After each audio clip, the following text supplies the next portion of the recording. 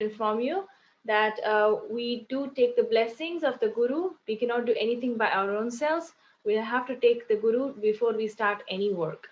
Thank you very much. Let's begin. I will just show the Mangalacharan prayers before we move ahead, because we would want you also to learn. Eventually, we will have Bhakti Vriksha classes where we learn all this. I see Darshan heavily waving his hand. I'm not sure why. I'm just going to unmute. Yes, Darshan, you have a question? Can I tell something? Yes. So, my name is not Darshan, but my name is Bhavesh. And whatever Krishna is doing right now, it's in that he's in a forehand form. Yes, Hari Bol. So, what do we call the four-handed form Krishna as? The one who stands like that with four-handed forms. Okay. Paramatma. Correct. Thank you very much for that. So we see Krishna in the two-handed form, the sweet two-handed form, and four-handed form as Paramatma. Thanks a lot for that. All right, so let's move ahead. Please park your questions. We will take all your questions in the end. Now we will begin the session. It will be for 1 hour, and in between, if at all time permits, we will have a break to take questions. But for now, please pick your books and start writing any question that you get in your mind so that we can discuss in the end. So the session begins now. We'll be having a 1 hour session, and the chapter name is Jnana Vignana Yoga, and it's also called as Knowledge of the Absolute. Let me just, I'll be placing the Pranam Mantras. Please repeat after me. I will mute everybody, but you can repeat along, you can read along with me, and that's why I'm giving the help of showing the Pranam Mantras. Mute everyone. Yeah. ज्ञानतिमिरान्धस्य ज्ञानाञ्जनशलाकया चक्षुरुन्मीलितं येन तस्मै श्रीगुरवे नमः। श्रीचैतन्यमनोभीष्टं स्थापितं येन भूतले स्वयं रूप कदा मह्यं ददाति स्वपदान्तिकम्। वन्देऽहं श्रीगुरु श्रीयुतपदकमलं श्रीगुरून् वैष्णवांश्च श्रीरूपं साग्रजातान् सहगण रघुनाथान्वितं तं सजीवं साद्वैतं सावधूतं परिजनसहितं कृष्णचैतन्यदेवं श्रीराधा कृष्णपादान् सहगण ललिता श्रीविशाखावतांश्च। नमः ॐ विष्णुपादाय कृष्णप्रेष्ठाय भूतले श्रीमते भक्तिवेदान्त स्वामिनिति नामिने। नमस्ते सरस्वती देवे गौरवाणी प्रचारिणे निर्विशेष शून्यवादी पाश्चात्य देशतारिणे। जय श्री कृष्ण चैतन्य प्रभु Nityanand Shri Advaita Gadadhar Shivasadi Gaura Bhakta Vrinda. Please all of you raise your hand. Hare Krishna, Krishna Krishna, Hare Hare, Hare Rama, Rama Rama, Hare Hare. Hare Krishna, Krishna Krishna, Hare Hare, Hare Rama, Rama Rama, Hare Hare. Hare Krishna, Krishna Krishna, Hare Hare, Hare Rama, Rama Rama, Hare Hare. Thank you very much. Welcome everyone. And we see that we have Radha Madhav over here, who is very, very attractive. This is from Mayapur temple, which is where we have Shyamasundara, and also we have Madhav, and also we have Radharani, who is so ever beautiful, and also we have Lalita and Vishakha, who's on either sides. Thank you very much. And we have the little Govardhana over here. And we are following based on the teachings of His Divine Grace A.C. Bhaktivedanta Swami Srila Prabhupada, who is the founder Acharya of ISKCON, which is International Society for Krishna Consciousness. I think we have done quite a bit of a revision. I'll just do a quick recap just by reading on the 6th chapter, because I think all of you have gone through the rest of the chapters in the previous days. But okay, so let me just quickly go through. So before we begin, I think it was a hard question just now. See, we start with Arjuna and Krishna, begin with saying that we need to have ultimate faith before we start, submitting ourselves to Bhagavad Gita. And all of you have so nicely joined Bhagavad Gita just to learn, which means that you all have 100% faith. And also, observing the army. This is where the Bhagavad Gita begins with Dhritarashtra's shloka, and Arjuna is all compassionate in the beginning, and also he laments, and then he did not fight. And the importance of Guru is stressed in the second chapter, where Krishna gave the Jnana knowledge about the soul. We learned a lot about the soul, how it cannot be cut into pieces, it cannot be burnt, or it cannot be withered or anything. And also we learned about how to control our mind and senses. We learned how to control our mind and senses, which is very important. And also we saw how a self-realized soul is so renounced, yet he's working. And also the next one, we learned how we need to work in Krishna consciousness. First part of working in Krishna consciousness was we start with karma yoga and the yoga ladders. And also we had glorification of jnana and the process of transcendental knowledge, and the same confusion whether whether I should do the action, or is renunciation is better, which one's better. This is what was a question that we clarified yesterday. And again, we started the 5th chapter with what exactly is right. Should I work with devotion, or is renunciation of work better, which is also called as Falgu Vairagya. Falgu Vairagya means it's just a flickering renunciation, like a monkey. Monkey keeps jumping from one tree to another tree. So first you'll say, yes, I'm renounced. And then again, you'll say, you know what, I'm attached. I'm renounced, I'm attached. So this kind of Vairagya is called as Falgu Vairagya, or also called as Markata Vairagya. And how to purify our body, mind, and senses without desires. This is what we learned, our purification.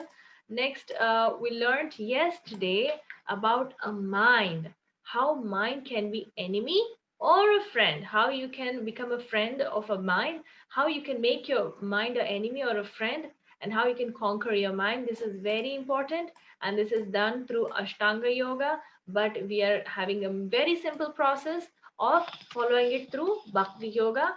By just concentrating on Krishna and taking the help of Krishna, we can make our mind an enemy or a friend. And also we saw if one is success or a failure, where does he go, and who is the greatest of the yogi? Who is the greatest of the yogi? This is what we learned yesterday. Now, Is it recording on your screen as well? Can you please check? yes, Yes. Okay. yes, it's recording.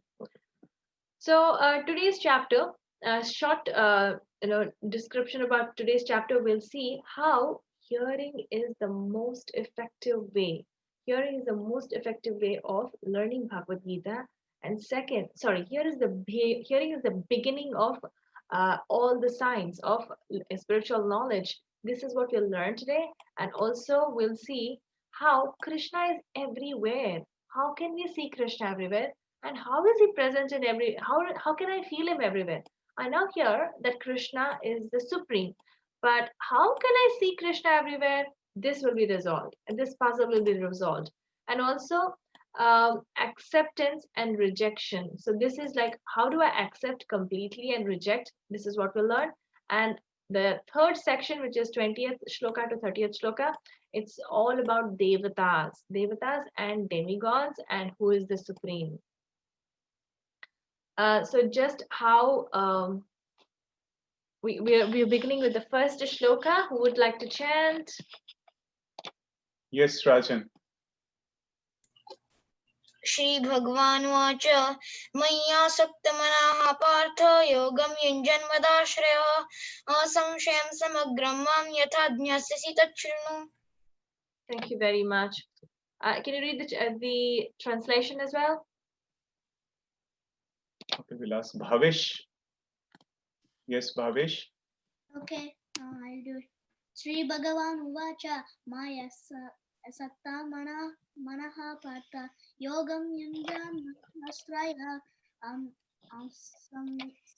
Samagram Mam Yata Jnayasitya. Thank you. Can one of you read the translation? Shreyas. Yes, Shreyas. Only the translation, please.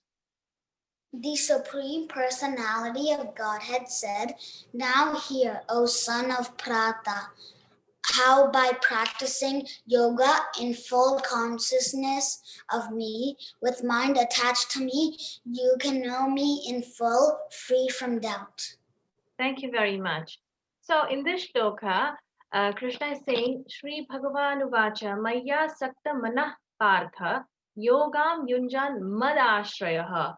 You can practice this yoga in full consciousness of me. You see there in the picture, what do we have over here?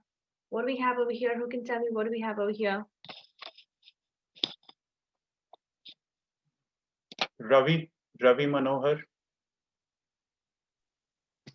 So in there we have Krishna in our mind.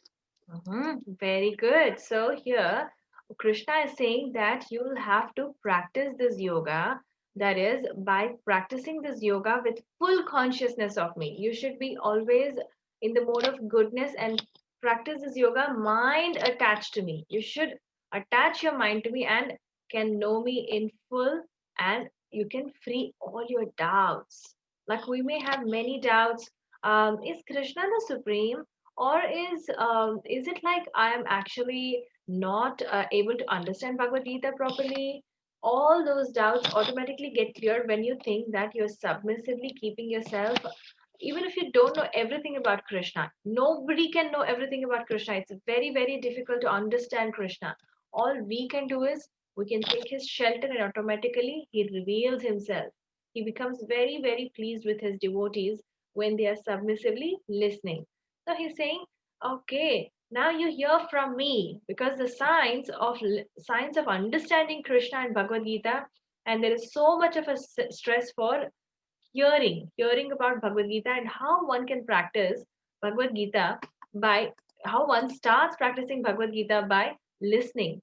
And also we come across a shloka in Bhagavatam where it says Shrunvatam Swakatha Krishna Punya Shravana Kirtanaha. Punya means it's actually very, very, very auspicious, and it brings a lot of pious.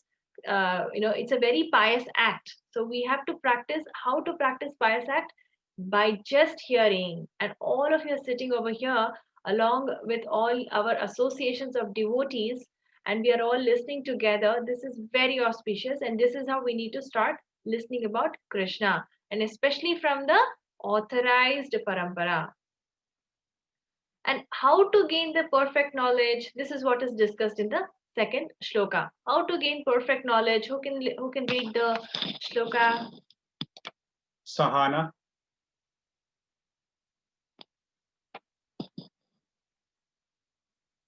Okay.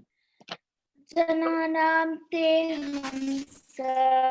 Vignanam idam vakyasva asesta yaj janatva neha bhuyo nejjanatvayam avasisyate.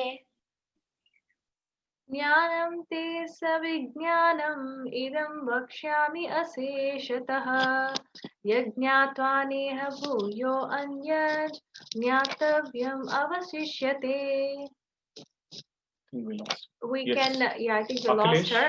can you yeah. do the translation, please? I shall now declare unto you in full this knowledge, both phenomenal and numinous. This being known, nothing further shall remain for you to know. Thank you very much, Akhilesh. What do you see in the picture over here on your left? Like you have Krishna over here. What do you see over here? Krishna and something like Krishna and the Vishnu. Yes. So it's showing over here that Krishna is just source of Vishnu, and Vishnu is the avatar that is he's taken the avatar of Vishnu, the Mahavishnu, and Krishna is the source of everything. We learned about it in the first on the first day about how we experience Krishna in three different forms. One is the Brahman form, that's how we experience, and second is the Paramatma form, and also the Krishna's own personal form. So these are the three forms that we come across. However, Krishna has taken so many avatars just to see. He has expanded himself in many. He has expanded himself to for this kind of a creation. And we also will read more about this avatar today. And can anyone tell me what Krishna is doing here in this picture? Yes, Nagraj. Yes. Yes, Mataji. Can you tell me what's happening in this picture? Krishna is. Everyone is. Krishna is looking so attractive. Everyone is mesmerized by him. Very nice. Yeah, see, Krishna is so attractive. Everyone's like, when Krishna starts to speak, everybody wants to give their ears to him. He's all attractive. Everybody wants, and he's also always, happily enjoying with his friends. He's always, like other gods, he's not very worried where he's going to do something, he's always busy or something like that. No, he's always with his friends, and everybody just hangs around with each other, and they are so nicely playing, and they are nicely dancing, and they're also performing their leela. Krishna is always performing the leela of being with his mom, and you see here it's so hilarious and funny. He's in the once in the Vrindavana, when he was born during his childhood, as his childhood pastime, we hear that while he was playing around everywhere in Vrindavana, he held this cow's tail, and the cow started running around everywhere, and he was like going behind everywhere. So it's so hilarious. He performs this very nice pastimes, and this happens in Vrindavana eternally in spiritual world also, and it keeps happening everywhere in many worlds as well. So it's so sweet that everywhere across the globe, and also in other planets, and also in other places, whenever he's incarnating, he gives this very sweet thing which keeps everybody so engaged and so happy with everyone. So in this shloka, Krishna is saying, I shall now declare unto you the full knowledge both of the phenomenal and the numinous. Where he's saying that I will tell you how I did this kind of a creation, and also I will show you how I'm also giving happiness to everyone. So as a complete whole, he is also the one who's taking care of the entire planets and also so many worlds, Brahmandas, so many Brahmandas he has created, and also he is taking care of us by giving us happiness. And can one of you please read the shloka?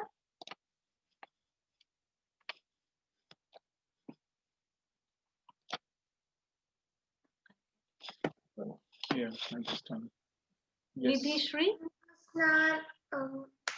मनुष्याणां सहस्रेषु कश्चिद् याति सिद्धे यातत्मम् अपि सिद्धानां कश्चिन्मामवते तथावा.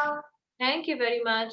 So in this third verse, it's saying, Manushyanam sahasreshu kaschit yatati siddhaye yatatham api siddhanam kaschin mam vedi tattvataha. So here in this verse, Krishna is saying, out of many thousands of men, one may endeavor for perfection, and of those who have achieved perfection, hardly one knows me in truth. So, what is Krishna saying over here? For example, there are many people who received this advertisement of come and join the Bhagavad Gita 18-day course, which is so nice. You're learning about the supreme science. You're learning about not the material world, the transcendental. It is the Divya Gyan, the divine knowledge. But how many of you joined the class?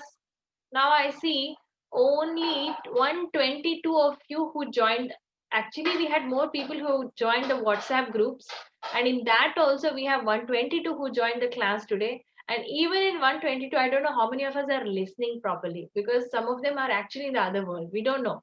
So this way, in this shloka also, Krishna is saying, out of many thousands of among the men, one may endeavor for perfection.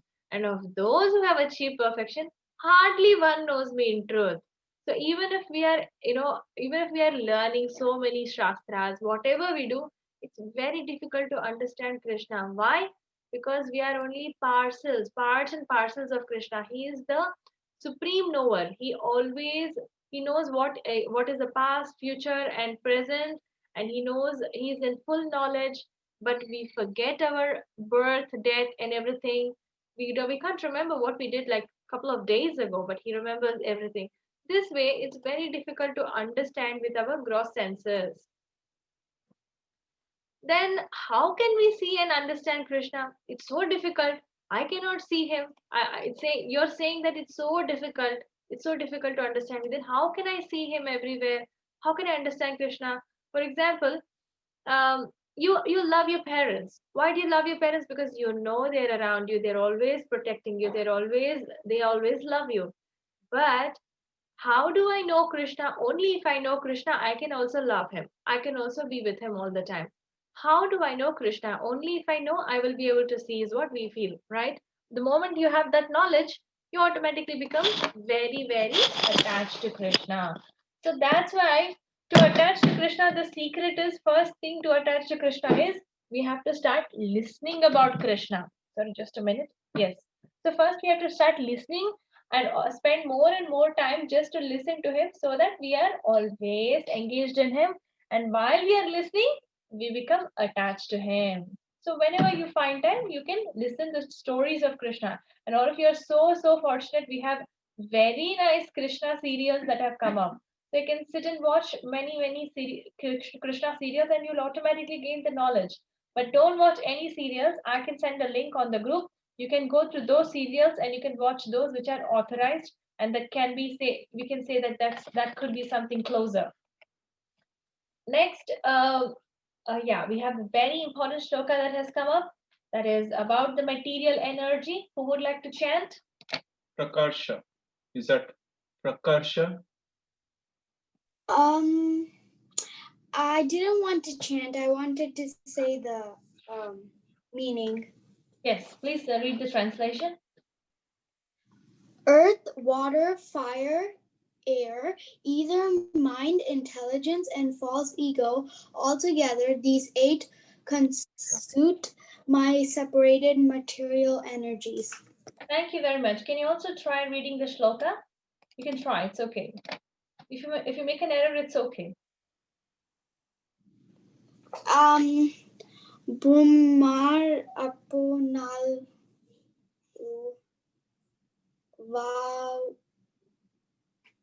Vayuhu Valu Kamam Mano Buddhar Ivka Anna.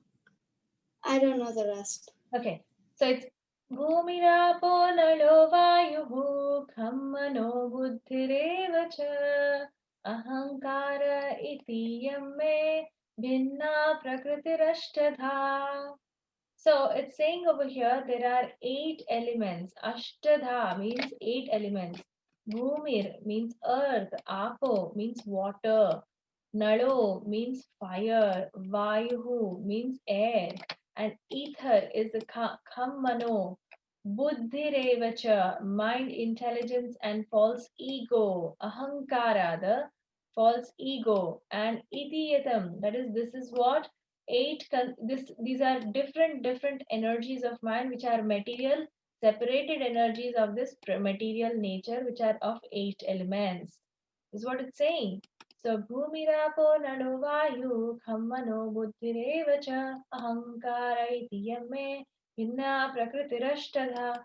So who can tell me what's in this picture now? Yes, Ratna Prabha. In this picture, it's saying that our body is covered by many many things like these 8 elements are. Thank you. Can anyone also go in depth with this? Okay, let's ask.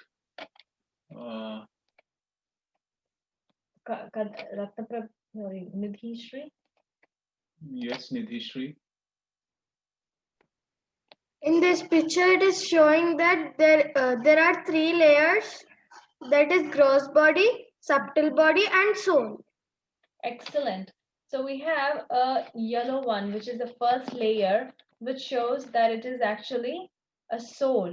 Just like how we discussed in our first 6 chapters, the yellow ones is the soul, and on that there is a covering of the subtle body. Do you see the dotted line around it? The dotted line is the subtle body. And on top of that, we have the gross body. So what do we have in the subtle body? The soul, which is in the yellow color, is always eternally happy. It was always eternally happy. It was always blissful, and it was full of knowledge while it was in the spiritual world. But when we fell into the material world, we fell into the ignorance, which is darker modes.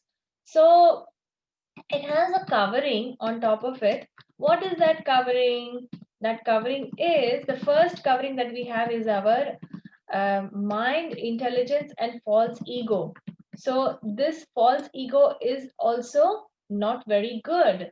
We have to think that I'm not the doer, Krishna is the doer. So we get this false ego the moment we come to the material world.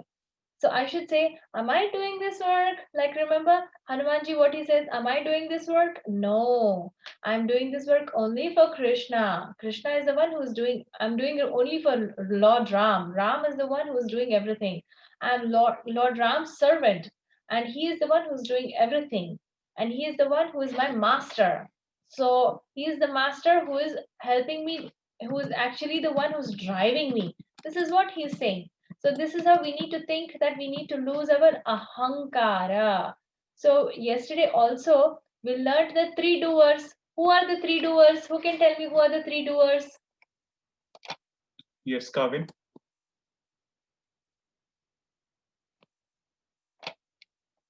Okay. Akhilesh.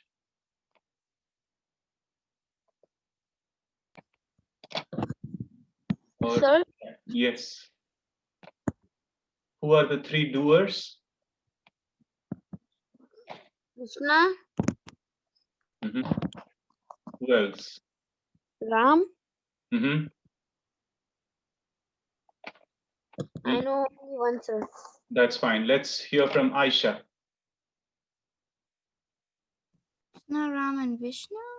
Now, let's hear from Arvan. The 3 doers are the soul, the super soul or God, and the material nature. The soul desires, the super soul or God sanctions it, and the material nature carries the work out. Excellent. Repeat one more time. Please repeat. Everyone, please listen to Arman. Yes, Arman, please repeat one more time. The 3 doers are the soul, the super soul or God, and the material nature. The soul desires, the super soul or God sanctions it, or says yes or no, and the material nature carries it out, or just makes you do it. Excellent job. Excellent listening. Thank you very much for that.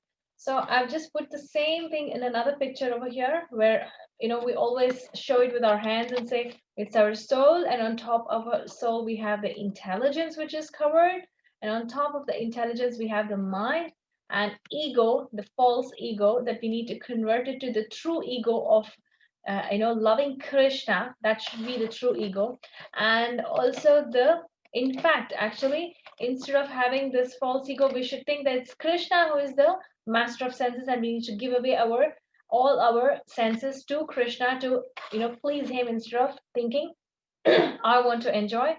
And the last one, what we learned in this shloka, which is earth, water, fire, ether, and mind. These are the earth, water, fire, air, and ether. These are the 5 elements which is covered in the gross body. So we will let me just show one more thing. Just give me a minute.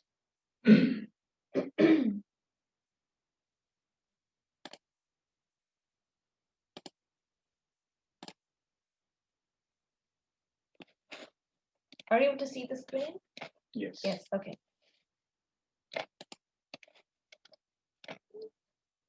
So the soul is covered by the gross elements, which is it's a different representation of the same thing, where you have the soul, which is covered by the subtle body, and also it has the gross body. So these are the coverings which is making us move into ignorance, or we don't understand what exactly is full bliss, full knowledge, and eternal. We are eternal.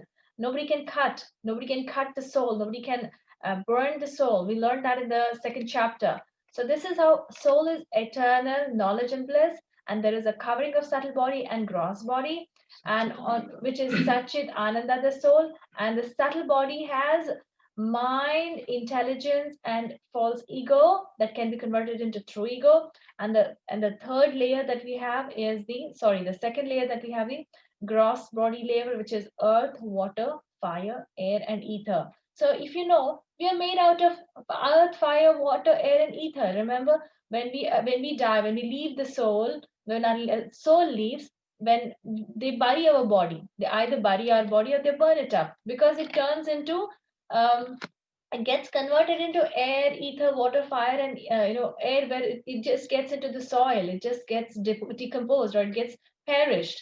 But soul doesn't, right? So this is how we are made out of the five elements, and then the subtle elements which also go along with us while we are in the material world.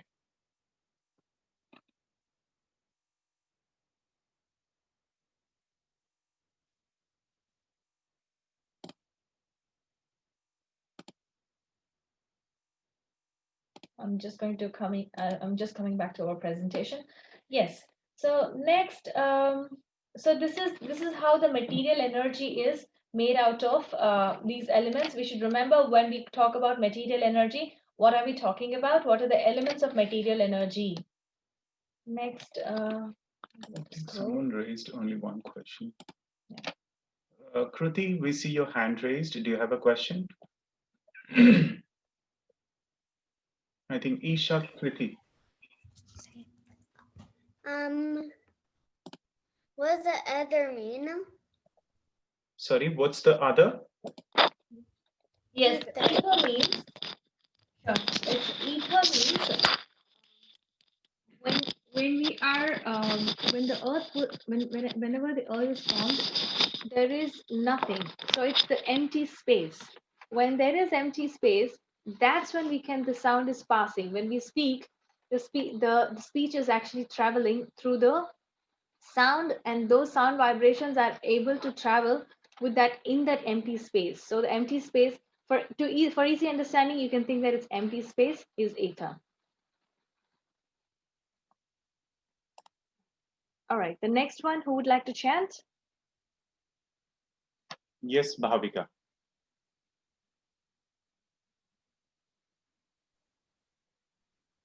Okay, I think Bhavika doesn't want to. Yes, Omkeshwar.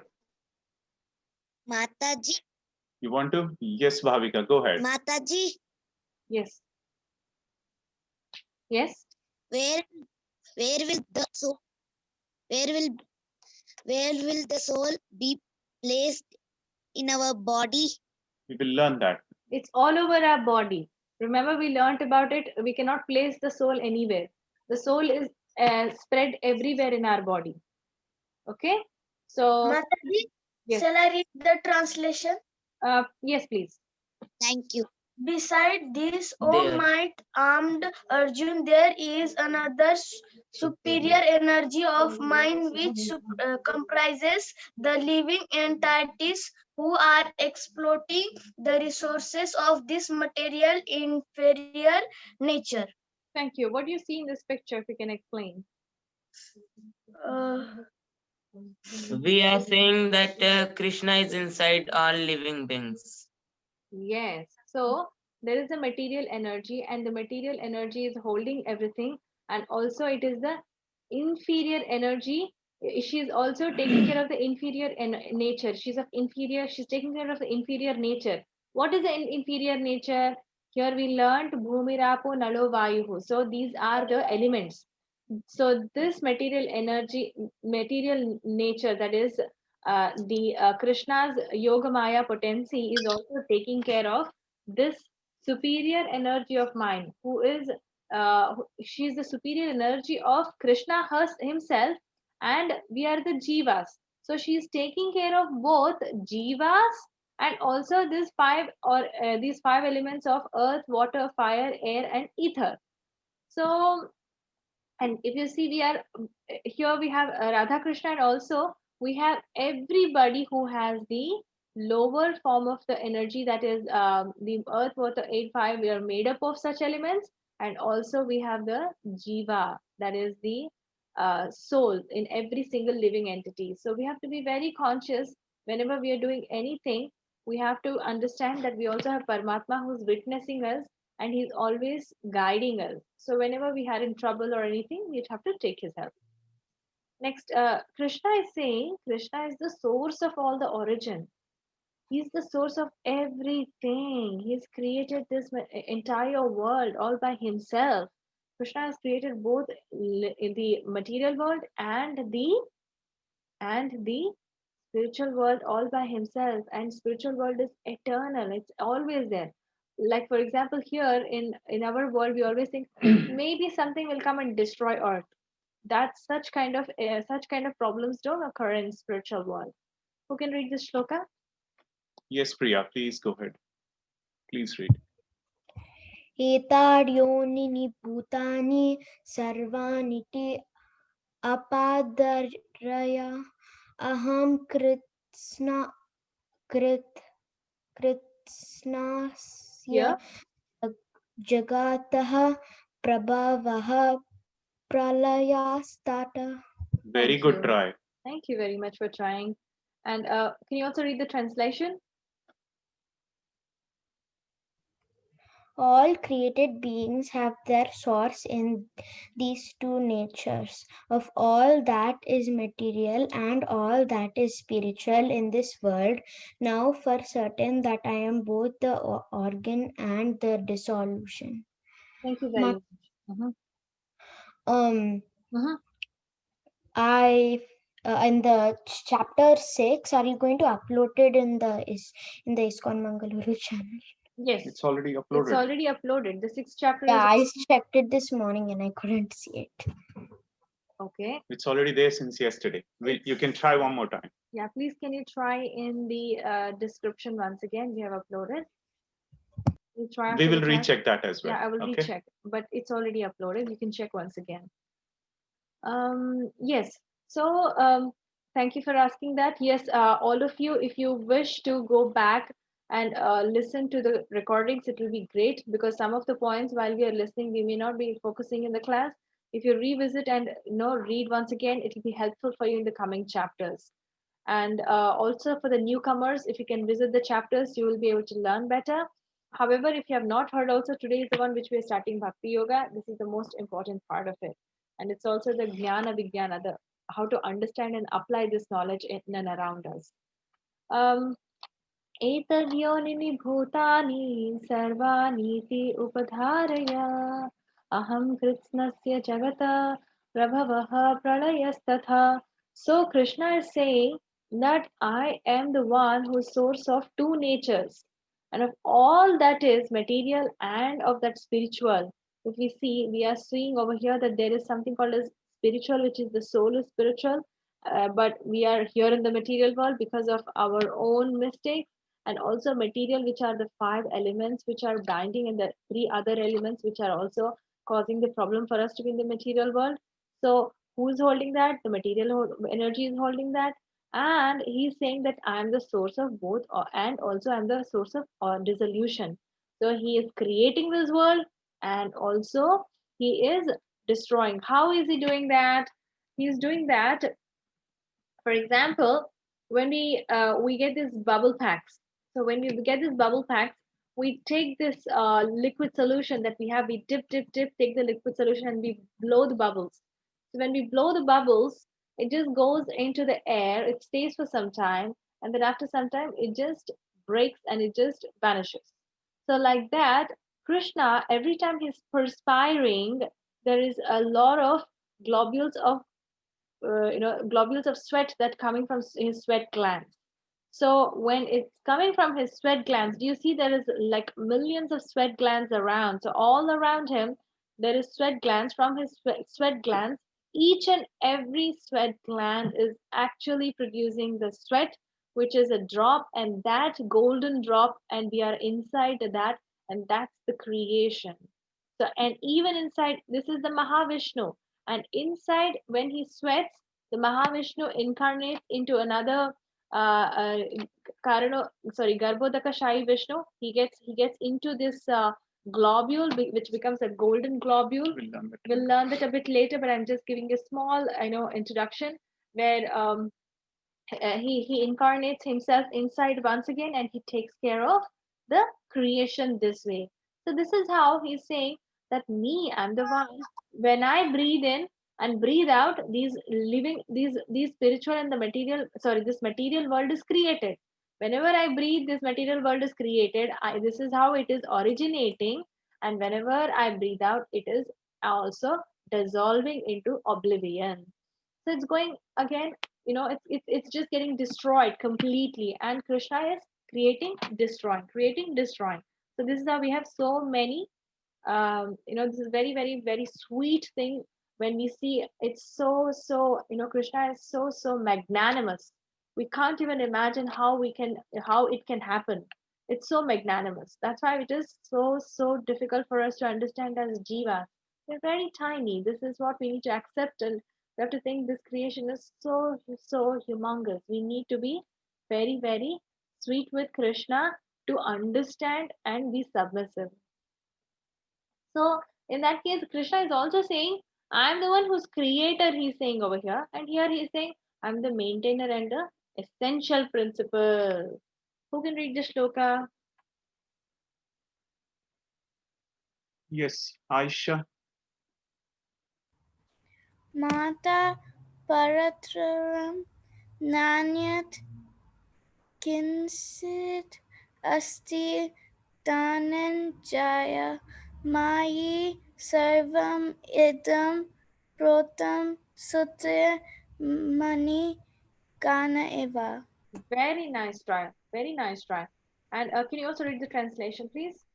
Yes, O conqueror of wealth, there is no truth superior to me. Everything rests upon me, as pearls are strung on a thread. Thank you. So what do you understand from this picture and the verse that you read? So what I think he means is that because he's trying to use like a simile that you need the thread to have the pearls. So I'm thinking you need Krishna to have everything around him. Haribol. So this is very sweet to understand. If we know, we think that this material world, sometimes in our schools we hear that it's actually a Big Bang theory. But if we see over here, we understand it. Krishna is so magnanimous that that is, if we see all the creation, it's just standing its own places. Earth is standing in its place, and we see other planets and everything else standing in its place. They never crash into each other. They're just sitting in its own place, and they're humbly there serving Krishna. So Krishna is saying that there has to be something holding all this material creation, and he's holding this entire material creation. And the way he's explaining is so sweet. The way he's explaining, out of his compassion, he's saying, "O conqueror of wealth, there is no truth superior to me." He's saying everything is resting upon me like the pearls. Have you seen a pearl? I mean, when you see a pearl Chain. Chain, the pearl necklace is actually bound by a thread. So that thread, all the pearls are sitting on the thread because the thread is holding this pearl. All these pearls are actually sitting on the thread, and that thread is Krishna himself. So he's taking care of us so nicely, and we have to appreciate this, and we have to understand that we need to be submissive, and we have to put full faith in Krishna that he will protect me in whichever condition I am. I just need to pray Krishna, and Krishna will take care of me. And I don't need to worry about anything. I will always be listening to him from inside. This is how we need to ask him to direct us to the right path and right source. And we have to endeavor. I want to be a greatest biggest devotee of Krishna, so that Krishna, I don't have to ask Krishna, Krishna, please take me to the material world, spiritual world. I have to think, how can I become the greatest devotee? Automatically, Krishna should start looking, who's this biggest devotee of mine who's doing so many good work, such good devotee of mine. He should be my best devotee. That's why he's doing so much good work. This is how we need to be recognized instead of asking instead of asking, oh, okay, I don't know Krishna. I don't know how I can like Krishna. Now I know Krishna. He is the creator. He is the one who's making everything. So we have to appreciate this and we have to become submissive and put full faith. And he's in the next shloka, he's also telling much more sweeter things. Who can recite this? Parid, Parid, Paridhiya. I think it's Um, Paridhi. I just wanted to say the translation. Sure, go ahead. 1 second. O son of Kunti, I am the taste of water, the light of the sun and the moon, the syllable Om in the Vedic mantras. I am the sound in ether and ability in man. Thank you very much. What do you understand from this? Muted it. Okay, let's ask Akula. Akula, please can you read the shloka?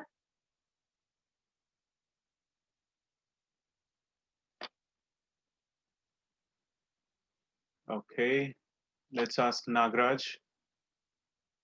Please don't raise your hands if you're not interested in reading. Yeah, let's give an opportunity to others. There are 120 people in the queue. Yes, Nagraj? Yes, yes, Go ma'am. ahead. रसोऽहम् अप्सुकन्तया प्रभास्मि सासि सूर्यः प्राणावासार्यवेदेषु सब्धा के प्रपाहुर्षं Thank you very much. I'm sorry, I think I see your name as Nagraj. If you can update your real name, we can read properly. I don't want to call by your parents' names. What's your name? Sorry? Ma'am, actually, I tried making my name as Mahi, but I'm not able to do it. We are doing it right away, Mahi. Okay, we'll It's just done. change it for you. NAAHI. Okay, thank you. So, Mahi, what do you understand from this shloka? Ma'am? What do you understand by this shloka and translation? Ma'am, Krishna is telling that Krishna is only the taste of water. And in the light and moon also we can see Krishna. He is telling it like that. Yes, thank you very much. So, here Krishna is saying how you can feel and understand and perceive me all the time. He's telling how you can be sweetly knowing me in and around you. How can we do that? Whenever we drink water, you don't get the satisfaction of the drinking water in anything else. We drink water so many times in a day. And if you see, the water, even though it's so clear, it has some kind of a very nice sweetish taste, which actually is more attractive for us. We don't feel that kind of a taste in, like, other drinks. We don't feel, I mean, I might drink other juices also, but when we are really thirsty, let's say you had a big day and you forgot to drink water. Let's say you didn't drink water for many hours, and then finally you want to drink. Will you drink other things, other juices? Will you feel satisfied by drinking other juices? Ayush. No. Yes, Ayush? No, because like the water, it has the taste of Krishna. That's why Yes. we don't feel satisfied with the other drink. Exactly. So when we drink any other drinks, we don't. So at the moment we drink water, that sweetness of Krishna is the one we feel that, oh, this is Krishna, there is Krishna. So next time when you drink water, you should think, there is Krishna in this. That's how I'm able to feel and experience Krishna. It's so sweet. And that's why Krishna is all around us. So this is how we need to be conscious. Next, we see sun. We see sun in the morning, and also we see moon in the night. So Krishna is always viewing us. Krishna has his sun and moon are like eyes of Krishna. It's defined in Srimad-Bhagavatam that sun and moon are Krishna's eyes. And whenever you see sun, you should think, ah, this is Krishna's eyes. He's witnessing. He's seeing in the day to me all the times, and in the night he's also seeing me all the times. So this is Krishna, and I need to pray Krishna. This is how another way of praying Krishna. And also remembering Krishna. This is how we need to remember Krishna. And the syllable Om. Can one of you chant any mantra that starts with Om? Yes, Aisha. Do you know any mantra that starts with the syllable Om? Let's ask Paridhi. Ma'am, can I say? Yes. Om Bhurbruvasvaha Tatsaviturvadenyam Bhargo Devasya Dhimahi Dhiyo Yona Prachodayate. Thank you very much. So any mantras that we start with the syllable Om, and every mantra that we start with the syllable Om, Krishna automatically is included over there. So all the mantras that we chant are already there as Krishna inside this mantra, and that's how we need to remember that everywhere around us we have Krishna. And so this is how Krishna is saying that we have many ways of seeing Krishna everywhere. And how do I experience Krishna so that I'm able to feel him and able to see him every time? Um, so we have that in the taste of water we just saw, and moon and sun in the form of light. Whenever there is light, that means that Krishna is the moon and sun, and they are his eyes. And the syllable Om, in all the Vedic mantras, we have the syllable Om. Every time we sing Om, we are calling Krishna, and it's nothing but it's only Krishna. And also, so whenever you do any work, after doing any work, we'll say Om Tat Sat. Om Tat Sat means I did this particular sacrifice for the sake of Krishna. For example, once we finish our closing mantras, we'll say Om Tat Sat.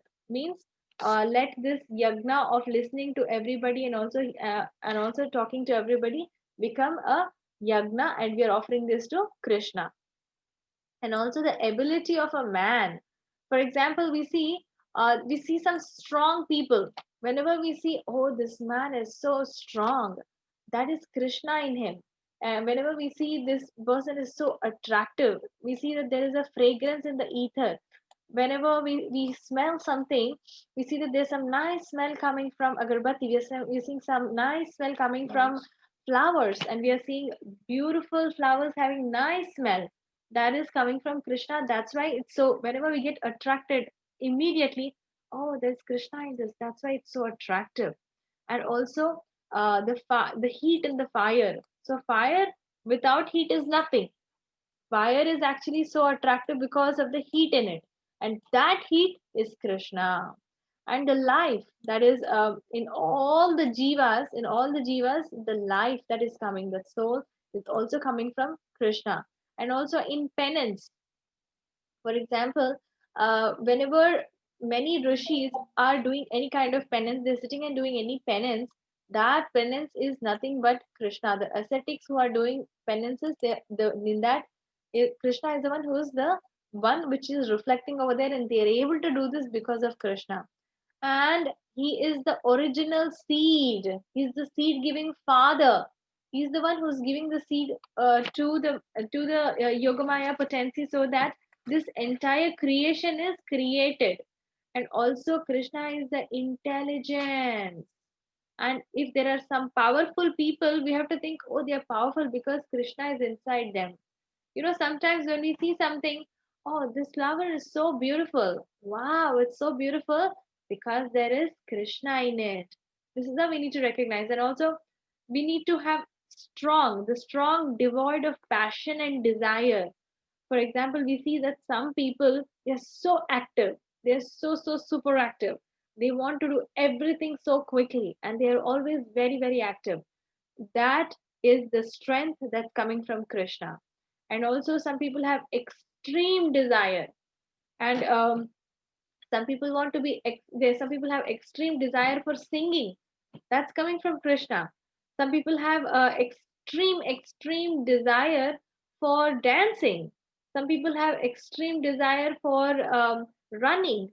Some people have extreme desire for Sports activities, many sports activities. When you see that something's extremely great, whenever you see it, you totally get attracted towards it. You can see Krishna.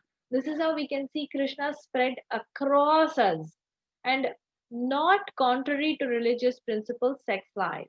So this is actually coming. The lust that we talk about is also coming from Krishna.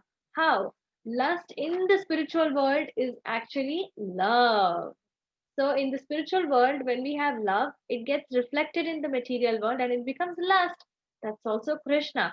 So we need to love Krishna, it becomes purified. That's how we can see Krishna differently. And this is how it is defined in the Shastras, that we can see Krishna everywhere. This gives a different spiritual vision.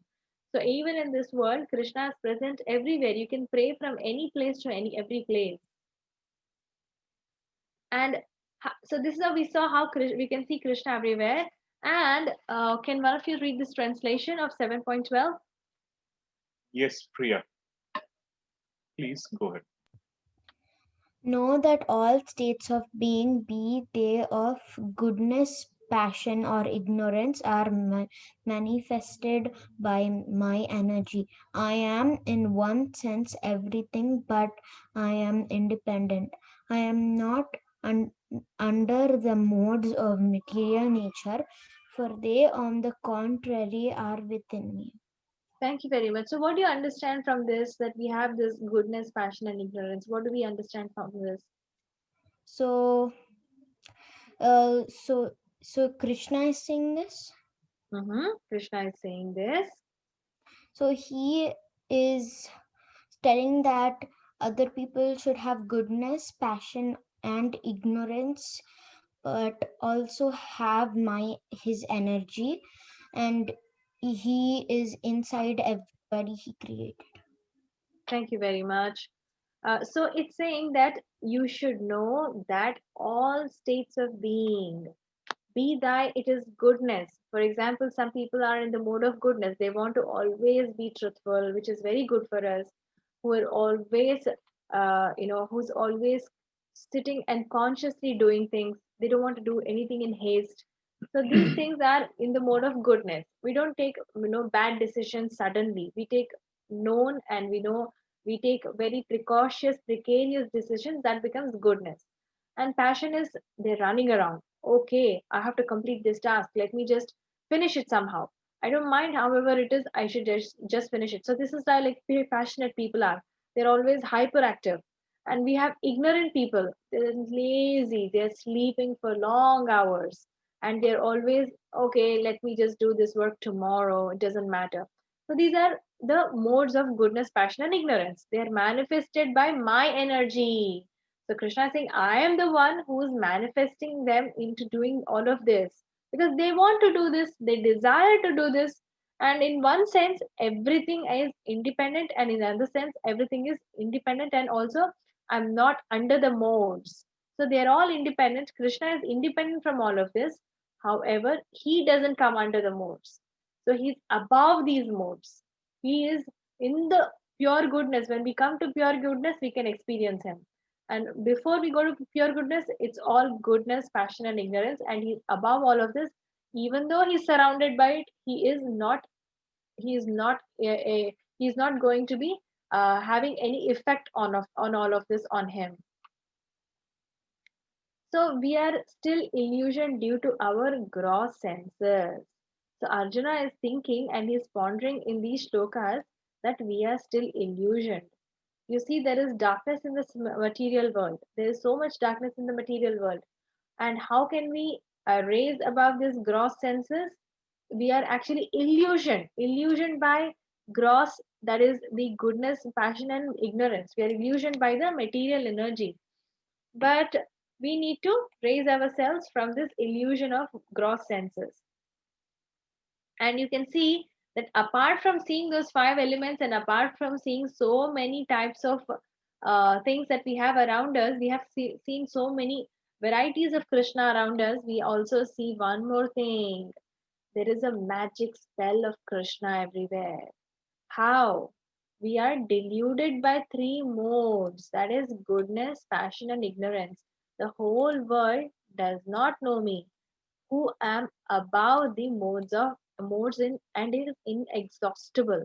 So Krishna is inexhaustible, and also he is above. We are deluded. We are deluded by the three modes, that's goodness, passion, and ignorance. But uh, Krishna is not. Who are the three doers? Can one of you again rephrase? Who are the three doers?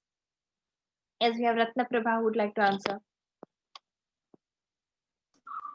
The three doers are the Krishna, the Supreme Soul, and our soul, and the material nature, which is goodness, passionate, and ignorance. Perfect. Mhm. The soul desires, and Krishna sanctions it, and it is done by the material nature. Correct. So when we desire something, that is sanctioned by Krishna, and actually the one who's carrying out is goodness, passion, and ignorance. So I don't do anything. Actually, I just think, okay, let me pick up this water bottle. And Krishna says, okay, you can pick up the water bottle. And who helps it? Actually, it's done by Maya Devi. That is the goodness, passion, in the mode of goodness, passion, and ignorance. So this is how the whole world does not know me. We can't know him because we are covered. We are covered by the modes of material nature. That is, we just saw we are covered by the eight elements. Our soul is covered by the eight elements. Yes, so our soul is covered by the eight elements which we saw earlier in the slokas. Now, yes, so Arjuna is now asking and thinking, then how do I know you? When I'm so covered by these material nature, first thing is I'm covered by this material nature, which is goodness, passion, and ignorance. Sorry, first is I'm covered by these eight elements, and that is Bhumi, Rapu, Nalo, Vayu. I'm covered, and on top of that, I have another five elements that's covered, which is sorry. First, I have this mind, intelligence, and false ego covering, and I have to come out of that, and then I see that I have this earth, water, gross body is covered, and on top of that, I am not the doer. I am only desiring, and also Krishna is the one who's sanctioning. Then and how do I, and also I'm covered by goodness, passion, and ignorance, who's committing all the things for me. How do I even know you? Then Krishna is saying, how do I come across and overcome this illusion? He is confused now. He's saying, please help me to understand. How do I know you? You're the supreme, please. So he's saying, it's very, very simple. Just take my shelter. Just, he's always inside us. Just say, please guide me how I can go to the right path. What do you understand by this picture? Who can tell me? Let's ask. Ram. Ram 2021. Yes, Ram. Krishna is helping a person who is in the middle of a sea. Yes, he's helping a person who's in the middle of the ocean. Can you also chant the shloka? Davi he esa gunna mahi maya duradyaya mam ye eva ye prapadyante mayam etam taranti te. Thank you. Very good try. Can you also read this translation? The divine energy of mind, consisting the three modes of material nature, is difficult to overcome, but those who have surrendered into me can easily cross beyond it. Haribol. So it's so easy for us to perform. What do you see in these two pictures? What do you understand in these two pictures? Krishna, in the first picture it shows Krishna, and in the other picture it also shows Krishna in the soul. Yes. So we see that both Krishna and the soul is Sat, Chit, and Ananda. So we are also Satchit Ananda, and Krishna is also Satchidananda. But he is the full, that is the complete whole, and we are the parts and parcels. We are his spiritual sparks. We are all his spiritual sparks, and we are Our original position is to only serve him nicely and we become happy. When we don't serve him, we are not Satya, Chit and Ananda. We are covered by the modes, we are covered by the gross senses. To come out of the covering of the gross senses, all we need to do is just be a spiritual spark and help and also serve Krishna. Automatically we will be able to submissively take shelter of Krishna, and it's saying that this divine energy of mind consisting of three modes of material nature is difficult to overcome. It's very difficult from our own. When you're in the ocean, can we go fly from the ocean out? Can we fly out of the ocean? Is it possible? No. No. We have to have help from outside, somebody who is divine, who has to. I have to take the shelter. How? I need to take the lotus feet of Krishna and I need to come out of this ocean. So every time, whenever you're seeing the lotus feet of Krishna in the pictures of Krishna, you be focusing on that. Take a minute and focus on that. Take a minute and focus on Krishna's beautiful forms. He has two-handed, beautiful Shamasundara form. We need to always remember this form and think, please, Krishna, help me how I can know you better. And he's saying here, Daivi Esha Gunamayi Mama Maya Duratyaya Mameva Ye Prapadyante Maya Metam Tarantite. So this is very difficult for me to overcome. But one who is surrendered unto me, whoever says, Krishna, you are the one who is supreme, the one who surrenders to me, for them it's very easy to cross this ocean very easily. How? You don't have to cross. Wherever you are, think Krishna. Remember, we put our hands up and say Hare Krishna, Hare Krishna. You can all chant once. Unmute yourself and chant Hare Krishna, Hare Krishna, Krishna Krishna, Hare Hare, Hare Rama, Hare Rama, Rama Rama, Hare Hare. So we put our hands up and say, Krishna, you're the savior. Please help me to come out of this place. So do you see the reference now why we put our hands up? Daivi Esha Gunamai Mama Maya Duratyaya means it's very difficult to overcome. Duratyaya, very difficult to overcome. Ma Ma'am, Maya. why did you unmute me? Sorry? Ma'am, why did you unmute me? No, we just unmuted everything for chanting, but that's fine. It's over. So, but surrender unto me. Just say, Krishna, you're my supreme savior. Please, please, please, you save me from this material ocean. Automatically, Krishna will pull us out of this material ocean. And I see that somebody has asked a question, ma'am, what's a Shyama Sundara form?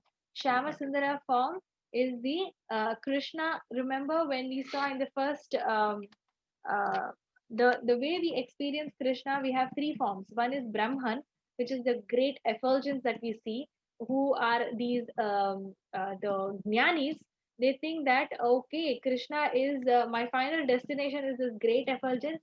I'll go sit there and meditate for a long, long time. But that's not possible because when they go there, there's nothing to do over there. They're just like very unintelligent. They're like miserable people who don't think that they'll go sit over there forever, where Jiva cannot stay even for 1 second quietly. And we have this dhyanis who are Ashtanga yogis who think that okay, I will pray Paramatma and I will go to the Paramatma's place. So what happens when you go to the Paramatma? If you see the dhyanis, they will sit for 1,000 years, so many years, doing their dhyana for so long quietly, and they will be feeling feeling great happiness because they have Krishna inside their hearts. They will feel this experience, and they will go to the Paramatma. However, when you go to Shyamasundara or Krishna, you have so he is this Shamasundara form is the one who is in the Goloka Vrindavana. He is the one who is helping all of us to come out of this material world so that we are out of this material world, and in the spiritual world we have first one, in the lower places we have this effulgence, that's Brahman. And second is the Paramatma vadis who think that okay, let me do dhyana and I will go, and they do dhyana for so long and they go to the Vaikuntha planets. So they reach the Vaikuntha planets and they have this four-handed Krishna. Four-handed Krishna, the Mahavishnu forms that we have, that is coming from the Vaikuntha planet. And if they want to go much more topmost, the topmost form is in the Goloka Vrindavana.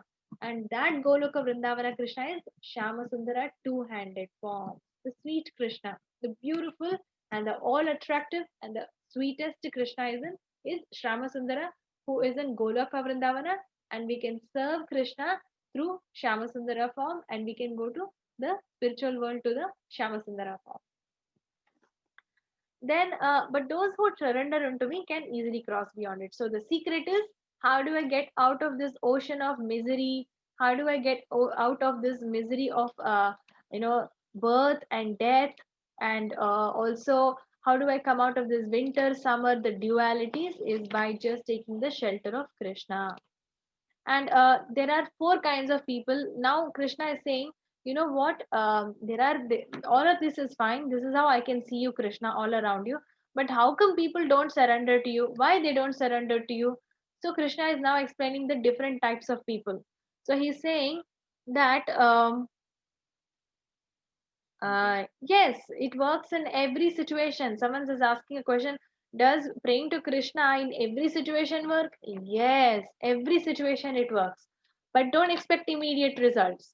We'll see why we should not expect immediate results in this chapter itself. And Mataji, is our soul is very small. How is it that it's all over our body? All Yes, pervading. it's all pervading and in our body, because the soul has this power. The soul, although it is very tiny, it's actually a Shakti or a spark which is so powerful, and we have covered it with a false ego. We are saying this soul is mine. When I say this soul is Krishna's, automatically we become the biggest or the best thing in our, we do the best thing to our own soul, because we are covering ourselves thinking it's me, I am the doer, I am the enjoyer, I am the one who's creating everything around me. I'm the one who's making my house. It's my pencil. It's my eraser. It's my car. It's my dad. So this is the one that's making us cover. This is how we need to come out of this and say it's Krishna's, because Krishna is the source of everything. Krishna is the source of everything we just saw. And also Krishna is the Hrishikesha. He's the one who's giving pleasure to our senses. Govinda. He is the master of our senses, and also he is the Govinda, pleasure giving sense, pleasure giving senses also. Next, so let's see the four kinds of people. We have some more things to cover. Sorry, I'm going to hurry up. We had a long question answer session today. So it's four kinds of people. Who are those four kinds of people who do not surrender? He's explaining in this shloka. Can one of you chant, please? Yes, Om Keshwar.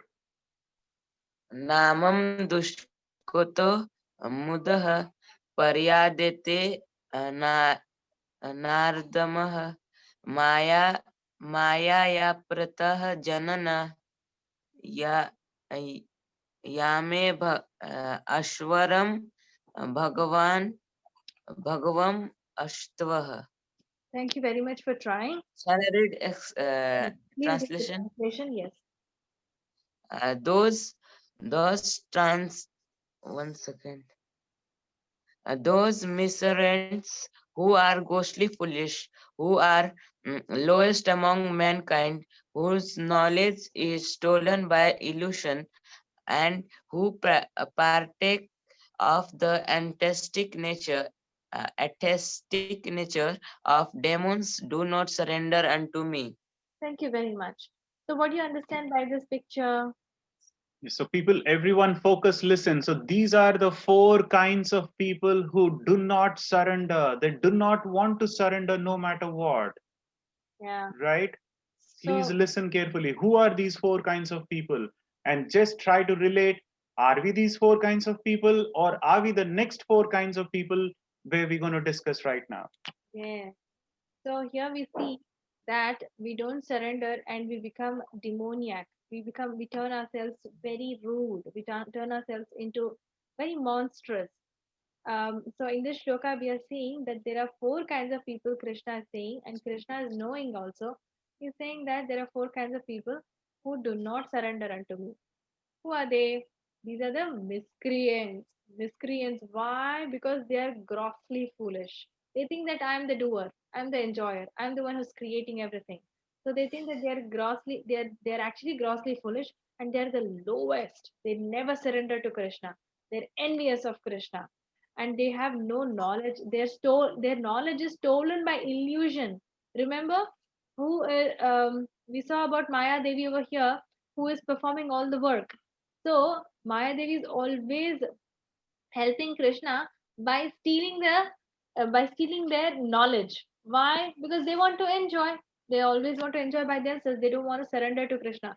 This way, their knowledge is stolen by illusion, and who partake in atheistic nature of demons do not surrender unto me.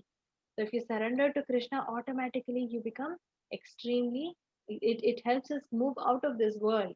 And if you don't surrender, day by day, just like Hiranyakashipu, we also become demoniac. Now in modern times, that is in the today's times, there is no other Hiranyakashipu or Ravana anywhere outside. It's in our own mind. The moment you think that, yes, I need to surrender to Krishna, the Ravan is expelled out of our head or from our mind.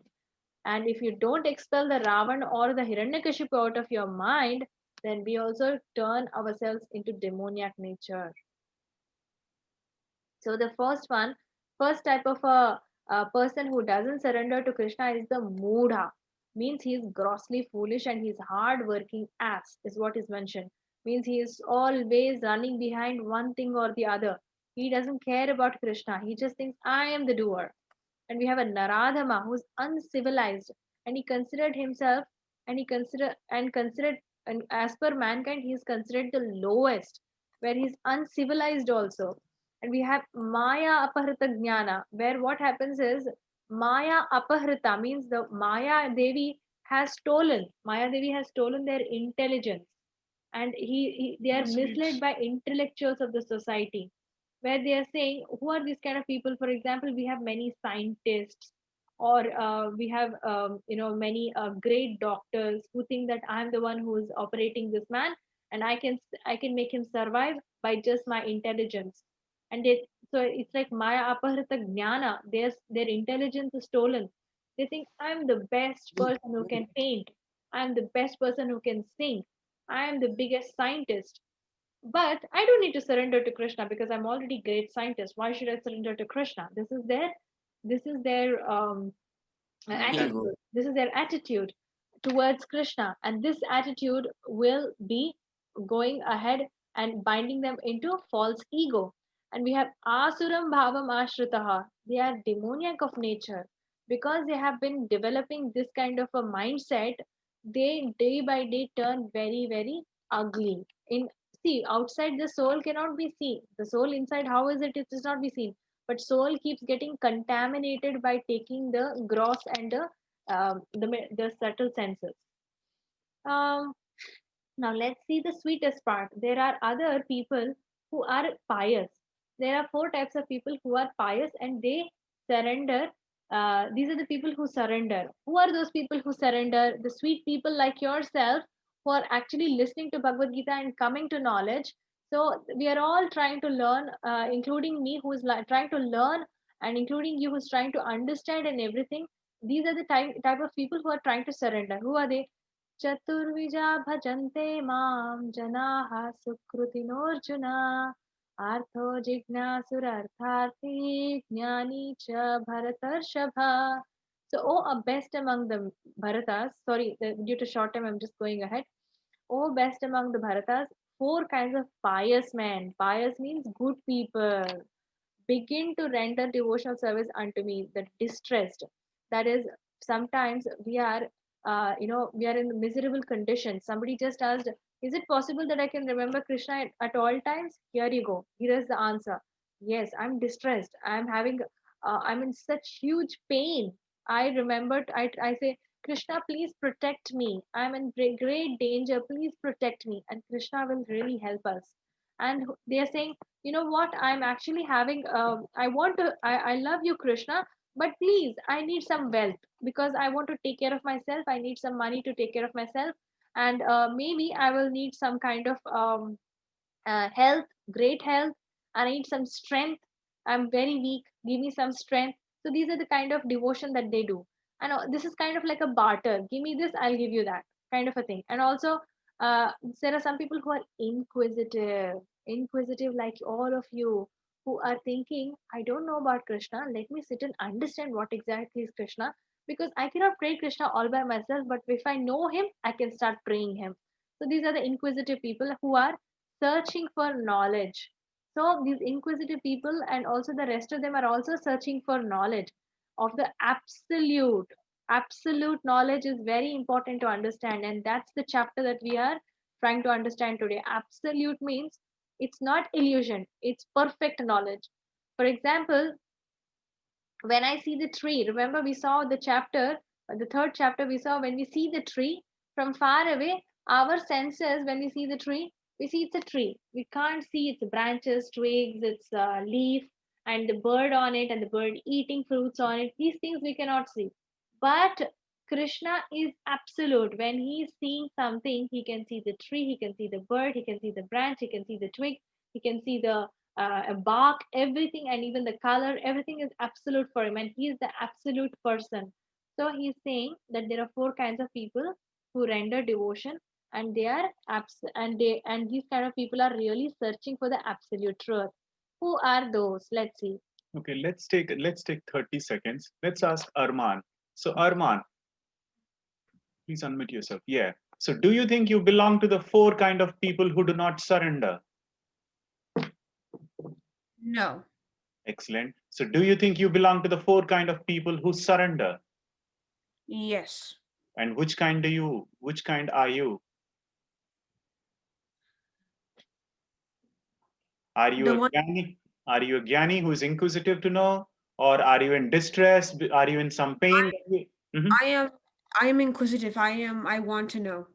You want to know about Krishna. Why do you want to know about Krishna? I want to surrender to him. Excellent. Look at him. So look at Arman. That's a very profound thought because you want to surrender to him. Let's ask Suchay. Do you think you still belong to the pious? Suchay. Unmute.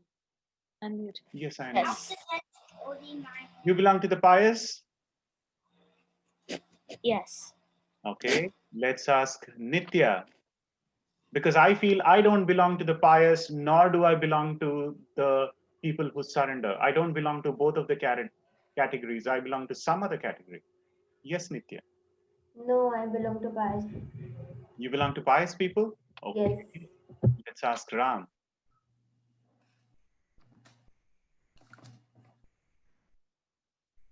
Ram is still thinking. Okay, so we'll mute him. Yes, Omkeshwar, this last try. I belong to the person who surrender. Yeah, see, he doesn't belong to the person who do not surrender, but he belongs to the person who surrender. But we will see that from Mataji, that what is the best of all. Okay, please focus and listen. Very good listening, you all people. Thank you very much. So here we see that we have people who are in distress. So they are actually in great pain. Where I have got these examples also. I'll discuss about it. And then we have artharthi, means, you know what, Um, I need money, and also I would like to pray Krishna. And when I pray to Krishna, I also want these benefits, either money or strength or wealth or maybe vidya. So it's like they're having some kind of a desire. So that's kind of a desire, but it's still good. And next is jignasu. I'm curious to know about Krishna. And we have the Jnani, the one who is searching for knowledge. What is the absolute knowledge? The knowledge is knowing about Krishna himself. Who is the absolute truth? Who is the absolute truth, and where is he? How is he? How can I love him? How can I build a relationship with him? These are the questions that we should ask. And the Jnanis are the one who are asking these wise questions. They're asking, how can I know Krishna? How can I see Krishna everywhere? How can I love Krishna? And how can I build a relationship with him? They're asking such nice questions. And also the jignasis were curious to know about Krishna, and then we come to the stage of jnanis. So I would like to give examples from Srimad-Bhagavatam. I will quickly run through the stories, not the full stories, just an example. So we have the Gajendra Moksha story coming, where in Gajendra Moksha, Gajendra was actually a king in his previous life. He did a lot of devotional service in his life, And when he was, even though he was performing a lot of devotional service, it so happened that there was one great rishi who came across and he cursed him because of one very small act that he performed of not honoring him properly when he came to his shelter. So because of that, he was cursed, and when he was cursed, he was born as king of the elephants. And he was king of the elephants. While he was king of the elephants, he was very happily roaming in the very beautiful place of the huge mountains, and there are very, very, very yummy fruits there and all those things. So he was eating very nice food, and he was also king of the elephants. He was enjoying the many, many other elephants that he had and everything. And once he came across a place where he put his he gotten himself into the water and gotten entangled, or he was bitten by this crocodile, and it held his feet so hard that he was in great distress, and he started calling all the devatas. He started calling every devata that he knows, that he had prayed in his past life. Because he was a great king and he was a devotee of Krishna, he was praying so nicely. He didn't forget that, but what he forgot is, who was I praying? This he didn't remember. So he started calling all the names, and finally he called Krishna's name. And as soon as he called, he remembered. He tried to remember to call all the devatas, but he didn't remember. Finally, he remembered Krishna's name. The moment he remembered Krishna's name and he called, immediately Krishna is the fastest to come. See, he has this Garuda who is like the fastest in flying. He came immediately and he rescued from this crocodile who was giving him great pain. And also, this Gajendra, he remembered his past life, and as soon as he saw Krishna, he remembered his past life, and he offered him this beautiful lotus flower, which was, he wanted to give something when he saw Krishna. So he plucked this lotus flower which was around the waters, and he offered it to Krishna. So this way we'll have to, when people are in stress, when people are in no great pain, all they need to do is chant. When we chant, automatically all our pain, everything becomes peaceful. Remember, we learned about the peace formula also. All we need to know is know about Krishna, learn about Krishna. This is how we can be out of distress. And second, we had Draupadi. Most of us know the story. Draupadi was in great she was asked by Dushasana, who was not at all leaving any. He had no bounds, and he was disrobing her. And finally, while he was disrobing her, Krishna came. He gave so many saris. That's like, even Dushasana got so tired and he fell to the ground. He was that's the amount of saris that was flowing into her, and she was protected by Krishna. And what did she do? She put her hands up and she said, Krishna, please, please protect me. She just put her hands up and she says, there is no other savior for me. There is no other savior for me amongst so many great men in this place. Please, you're the real protector. She put her hands up and Krishna came to protect his devotee. And we also have uh, in this story we have Sukadev Goswami, who's unborn. And Sukadev Goswami was he had heard Bhagavatam, and he was hiding inside the mother's womb.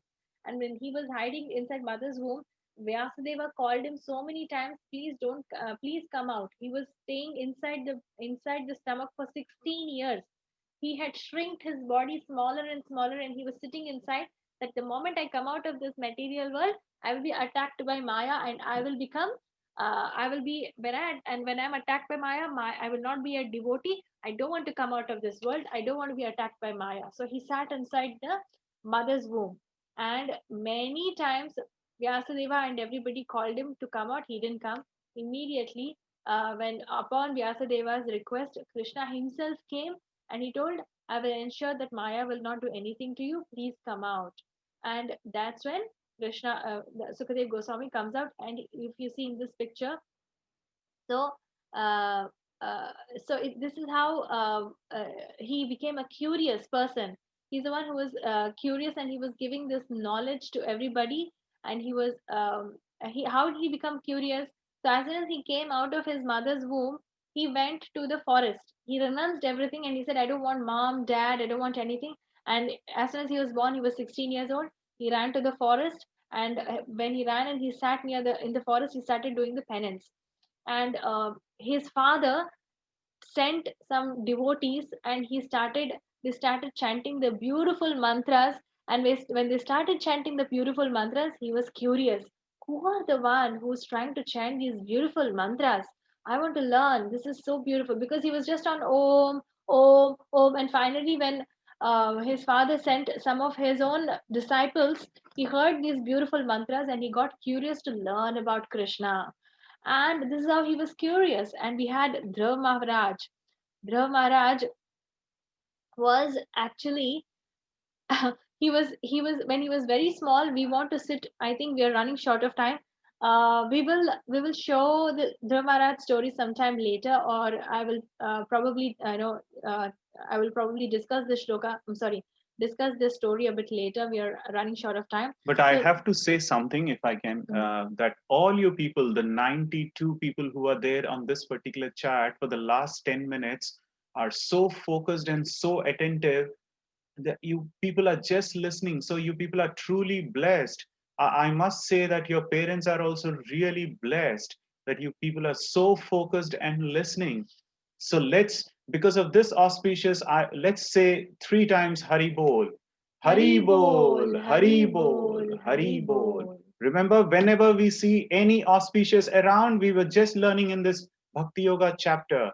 We need to give all the credits to Lord Krishna. He's among us. So we will take another 7 to 8 minutes for the session. We will be done. And post that, we will have all your inquisitive questions. Please pay your attention. Yes. Yes, so we have Dhruv Maharaj, who was actually I mean, it's a very sweet pastime where Dhruv Maharaj wanted to see Krishna because he wanted a kingdom even bigger than his own father. And Krishna first cleansed him. He did the penance only for 6 months, but he did the great penance. We saw that yesterday, that how penance can relieve us from all kinds of it can help us control our senses and mind. So he was cleansed of his all the anarthas that he had, and automatically Krishna appeared in front of him. So this is another type of a person. There is a yogis who are trying, the gnanis actually, who are trying to understand Krishna, or the dhyanis who are trying to understand Krishna. And here we had Sugriva, who was also whose wife. He wanted his wife back, and he took help from Ram. So this is how we see that this is another way of praying Krishna. And also we have lots and lots of rishis who are sitting in the Naimisharanya. And in the Naimisharanya, all these Gnanis are also listening to Krishna Katha. They are listening to Srimad-Bhagavatam continuously for several thousands of years. They did this particular yagna of listening to Krishna Katha. And by listening, they are the one who sacrificed their time of listening to Krishna Katha for so many thousands of years. And because of thousands of years, we are enjoying the fruits of listening to Srimad Bhagavatam, and Krishna has taken the form of Srimad Bhagavatam. This is the yagna they performed, and this is in knowledge. And we see the next shloka is who would like to chant the shloka? Yeah. So as I said, this is the best of the men. Okay. So who would like to chant? Let's say Ayush Bhandari. Yes, Ayush. तेषां जानी नित्या युक्ता एका भक्तिर्विषयते प्रियो हि जनायरोत्रियम् अहं सा काम्यः प्रियः. Can you read the And then translation the of translation is, of these, the best who is in full knowledge and who is always engaged in pure and devotional service is the best. For I am very dear to him and he is dear to me. Right. We Thank saw four kind of miscreants or mudhas, naradhamas who do not surrender. Four kind of people who surrender. But this is the other kind who's the best of all. Yeah, this is the best of the men. So this is the third type of people who are best of the men. Who are they? They are in full knowledge and who always engage in pure devotional service is the best. So they are in full knowledge, and they are always rendering devotional service to Krishna. For him, I am very dear to, and they are also very dear to me. Because See, all of you are learning. After you learn, you are learning, and then after you learn everything, you know Krishna is the supreme, and you are also loving, trying to build a relationship with Krishna. That becomes the best of the men, and those are the Krishna's favorites. You see here in the picture we have four Kumaras. They are Brahma's sons. As soon as they were born, they are very, very, very big jnanis. They are actually biggest of the rishis. Although they were very small, they immediately told, "We are not going to grow up. We want to be, we want to just pray to Krishna, and we don't want to do anything else. We want to renounce everything." And they are very knowledgeable. Because they are knowledgeable, they renounced immediately. And but they didn't have the knowledge about Krishna. So they started they were already in the renounced order. They were seeing the effulgence, they were seeing the Brahman effulgence, and they were searching for knowledge everywhere. Apart from their own knowledge, they were searching for knowledge everywhere, and they reached the Vaikuntha planet door. Keho Iskon Manguluru. Sorry. Manche to China, yeah, Iskon Manguluru. Okay. Okay. So we have these four Kumaras. While they were searching the entire planets, where exactly is knowledge, knowledge, knowledge, and then they came to the doors of Vaikuntha planets, and they reached the Vaikuntha planet door. There they saw that there were two Dwarapalakas, that is the doorkeepers, and they tried to reach Krishna. And there is one more pastime about that. I will not discuss that. We will continue. And while they went to meet Krishna, that is when they met the Mahavishnu, they when they met the Govinda, immediately, even before they could meet, they smelled the fragrance of Tulsi Maharani. The moment they smelled the Tulsi Maharani, immediately they became the biggest devotees of Krishna. And because in this shloka we are trying to understand, the one who's engaging in pure devotional service is the best, and for him I am also dear to him, and he's also dear to me, and he's also in knowledge. He's trying to acquire more and more knowledge, and you're all acquiring knowledge by through Srimad Bhagavad Gita. And next one is again about a pure devotion, and how is it very rare. It's the rarest of the knowledge. Can one of you chant the shloka? Yes. Shriya and Aditya. This chapter has all the important shlokas. Yes, Shriya, go ahead. Bahunam janmanam ante jnanavan mam prapadyate vasudeva sarvam iti samahatma sudurlabha. Thank you very much. And can read the translation also, please? Yes, Aisha, would you like to read the translation? Yes, after many births and death, he who is actually in knowledge surrenders unto me, knowing me to be the cause of all causes and all that is. Such a great soul is very rare. Thank you very much. So here we see Bahunam Janmanamante Jnanavan Mam Prapadyate Vasudeva Sarvamiti Samahatma Sudurlabha. So a person who's dhyani, who's taken many many births and deaths and births and deaths, and then who is actually in knowledge, he knows that Krishna is the one. He's already knowing that he is the one, and he is surrendering unto me. He's first understanding, and he's thinking, and he's experiencing him completely, and he surrenders to me. And he also knows that I am the cause of all causes, and he knows that I'm everything. I'm the source, creator, protector, everything. And such a great soul is very very rare, is what we understand from this shloka.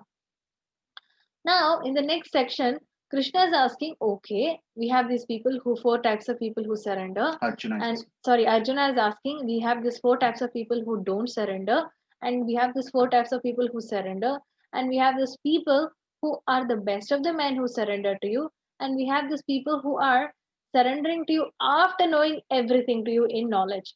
Then, what about those who are Devata worshippers? They worship other devtas like Brahma, Shiva, Indra, Chandra. What about those men? Why are they worshipping? Why can't they accept you as the supreme? What is it that's making them away, pulling them away from worshipping you? How is it possible they don't worship you? These questions will be answered in this section. Yes. So, Ayush, you were asking, is Vaikuntha better than Brahmaloka? Please pay attention. This will be answered right now. So why doesn't everybody take shelter? Is the question. So it's saying those whose intelligence has been stolen by material desire surrender unto the devatas or the demigods and follow the particular rules and regulations of worship according to their own natures. So if I'm in the mode of passion, I go ahead and pray a particular devata. I don't directly pray Krishna, rather I do one thing. You know what? I want a lot of Vidya. Let me go pray to Ma Saraswati. I will be able to get Vidya, and that's enough for me. And we have, I need lot of Shakti. I want to be the best wrestler. I will play to Lord Harman, and he will give me this lot of Shakti. And we have some people who think that I want to be the best singer. I will pray Ma Saraswati. I want to be the best at I want to be having a lot of money. Let me pray to Kubera and or Lakshmi Devi. They'll pray to Lakshmi Devi. They'll not pray to Krishna directly. So this is how we have material desires, and also our intelligence is lost because of our material desires, and they look into quick results. Okay, if I pray this devata, immediately I come to knowledge. For example, if we see in our past, we have some of the people, they go pray all Brahma, Indra, Shiva. For example, we had Hiranyakashipu. He prayed Lord Brahma. He told, you know what, I need all these kind of benedictions, please approve it. And immediately Lord Brahma came and he approved it off. And as soon as he approved it, he got this great strength. But did he utilize in the right way? He was not cleansed. He had this material desire. He got the strength, but he could not reach the spiritual planets. Rather, he got annihilated many times. He was killed many times because of his because of his small knowledge. So he should actually pray that I want to have good desires, and I want to remove myself out of this kind of miserable condition. Now, next we have how Lord facilitates demigods to worship. So Krishna is saying over here, I am in everyone's heart as super soul. So he is in Devata heart also, and also he is in all the living entities heart also. So he's there in Saraswati Mai. He's also there in all the other devatas. Krishna is the supreme, and he's inside every other devata also. So I'm the one who's in everyone's heart as super soul, and as everyone desires, they worship me, the devata. So what he does is, let's say I am the one who is I want to get good vidya. I want to become the best in knowledge. What I do, I go ahead and pray Ma Saraswati.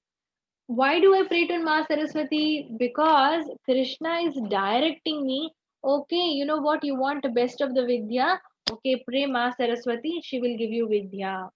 And then I need a lot of strength. I think I want to become the strongest person. You can go pray to Krishna. Rather, what they do, okay, if I pray to Krishna, he will purify my senses, he will purify my heart. It will take a long time. Rather, I will directly pray to Lord Hanuman, and he will clean me, and I will become I don't have to be cleaning. I'm actually already good. And just how they have the material nature in them, and they'll say, I will pray to Hanuman, and I will become a devotee, and from Hanuman, he'll give me strength. I'll become the strongest. What is the use of being strongest like Hiranyakashipu? You can't reach a spiritual planet. You'll be annihilated one day, or you'll be killed one day, right? So this is how he instills faith. I'm the one who's instilling faith in these people to go pray to these devatas to make, and I'm the one who's giving the benedictions. Whatever vidya they want, that's coming from Krishna to Ma Saraswati is also taking these things from Krishna. So she's giving it through Krishna, she's giving it to these people who are praying Ma Saraswati. What do they do? I please Saraswati Ma, and I get this Vidya. That's how it's like a barter. That's not like it's an exchange. But is it the right thing to do? So he empowers the demigods to do this. And what is the problem in approaching the devatas? So what wrong? I want strength. I will go approach this person. This devata. I want, vidya. I will approach this god. I want money. I will approach Lord Kubera. What's wrong with this? He's saying, endowed with such faith, he endeavors to worship a particular devata and obtains his desires, but in actuality, these benefits are bestowed by me alone. So the demigods cannot give benedictions without Krishna's permission. Krishna is the one who is approving. Krishna is the one who is finally giving it to the respective Lord Shiva, or any of the devatas are actually aligned with Krishna. So here, in case of Bhasmasura, he thought, I will just do a big penance, and I will just take the Ma Parvati, I will take her away from Lord Shiva, he thought. And what did he say? I want to have a benediction where whosoever head I touch, immediately they should get destroyed. Then immediately, Lord Shiva is like, he immediately gives benediction. Obviously, he's a devata. He gave the benediction, and immediately he ran behind Lord Shiva. He said, because he was not purified, he became demoniac. Like that, even we get powers and we become demoniac instead of thinking Krishna is a supreme. So here, even this Bhasmasura, immediately he said, let me just burn or destroy Lord Shiva himself, and he ran behind him. When he ran behind Shiva, Krishna came to his rescue, and when Lord Shiva ran to Krishna, he said, "Okay, I will help you here." And he played a very small trick with Bhasmasura. He became a little boy, and when he turned himself into a little boy, and he said, "Oh, Bhasmasura, where are you running?" Then he said, "I'm running behind Shiva." "Why are you running behind Shiva?" "Oh, you know something? I'm running behind him because I want to destroy and take Ma Parvati." And he said, "Ah, do you think you can? How will you burn him up?" He said, "Well, I have got this. I have got this benediction from him that whoever I touch, they'll get burned. I mean, they get destroyed." Then the small little boy Krishna will say, "Oh, is it? I don't think you have tried properly. If you have not tried, everybody will call you such a fool. It's better you try it once on yourself, so that you can see that this mantra really works or not. I don't think you've tested the mantra. Try it on yourself once." And immediately he put his hand on himself, and he gets burnt. So this is how Krishna tricked him to burn himself, and he does this also for our own benefit. All these things are done for our own benefit, instead of committing more and more sins. So so this is how, what is the problem in approaching the demigods or devatas? Because it doesn't have a permanent solution. We should approach Krishna directly. Who can read this? Harshita, I think you have 4 minutes. Men of small intelligence worship the demigods, and their fruits are limited and temporary. Those who worship the demigods go to the planets of the demigods, but my devotees ultimately reach my supreme planet. Thank you. So here Krishna is saying that men of small intelligence, he's calling small intelligence. This is very, very important to understand. Here in the first verse, he's saying they have small intelligence and they worship the demigods. And their fruits are also limited. For example, I have this strength. When I have a devata who I'm worshipping, that devata also will be changed after some time. And so those benedictions are also temporary, and so my devotees ultimately reach my supreme planet. So these people don't reach the supreme planet. They reach only whatever strength that they've taken, they exhaust it, and they stay over here because they are bound. Next verse, who can read the translation of 24?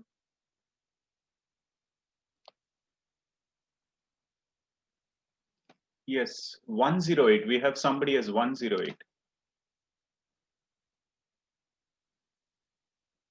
Okay, maybe 108 doesn't want to try. Yes, Asha or Aisha. Yes. So should I do 7.24? Yes, please. Unintelligent men who do not know me perfectly think that I, the Supreme Personality of Godhead, Krishna, was impersonal before, and now have assumed this personality. Due to their small knowledge, they do not know my higher nature, which is imperishable and supreme. Thank you very much. So in the first verse, that is the 23rd verse, Krishna is saying small intelligence. So they have little intelligence, but not, uh, the greatest of the intelligence. And here in the 24th verse, he's saying unintelligent. So Krishna is not even recommending these kind of people. Why? Because they do not know me perfectly and think that I, the Supreme Personality of Godhead Krishna, was impersonal before. They think that he is that effulgence, the Brahman effulgence. They don't think that Krishna is personal. They don't think that Krishna is a person. They think that it's that effulgence which is impersonal. I don't need to render service. Rather, I will just sit in eternally. I will sit there in the Brahman effulgence. And they do not know my higher nature, which is imperishable and supreme. They don't understand the sweetness of Krishna and their relationship. Because of ignorance in Krishna's supremacy, they come into this problem. Why doesn't everybody take shelter of Krishna? Because I am never manifest to the foolish and the unintelligent. So because we are not submissive, because we don't have faith, he will also not reveal to us. We will, the way, however, we remember, we learned one shloka, yad yad acharati shreshtas. However we are surrendering to him, he will also reveal himself. Like that, these foolish and the unintelligent people, for them, I am covered by internal potency, and therefore they do not know that I am unborn and infallible.